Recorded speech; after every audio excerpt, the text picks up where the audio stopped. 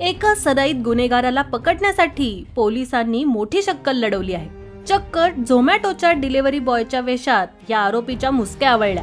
मात्र झटापटीत पोलीस जखमी झाले आहेत. या कारवाईत आरोपीकडून 10 लाखांचं ड्रग्ज जप्त करण्यात आलंय. दरम्यान पोलिसांच्या धाडसाचं सर्व स्तरातून कौतुक होत आहे.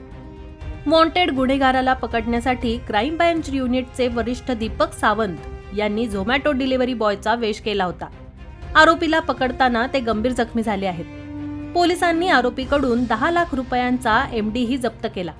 पोलिसांनी दिलेल्या माहितीनुसार ते एका वॉन्टेड आरोपीच्या शोधात आंबोली परिसरात पोहोचले होते. फैजल माखनोजा पाहून त्यांना त्याच्यावर संशय आला. त्यानंतर गुन्हे शाखेच्या पथकाने त्याची चौकशी सुरू केली असता तो पोलिसांपासून पळू लागला. तासाभराच्या प्रयत्नानंतर या आरोपीला गुन्हे शाखेने पकडलं. मात्र या दरम्यान पोलिसांना त्याला पकडण्यासाठी मोठी कसरत करावी लागली. या कारवाईत स्वतः इन्स्पेक्टर दीपक सावंतही जखमी झाले. फैजल अकबर माखनोजा असं अटक करण्यात आलेल्या आरोपीचं नाव आहे. त्याच्यासोबत अजून कोण कोण सहभागी आहे याचा पोलीस तपास करत आहेत.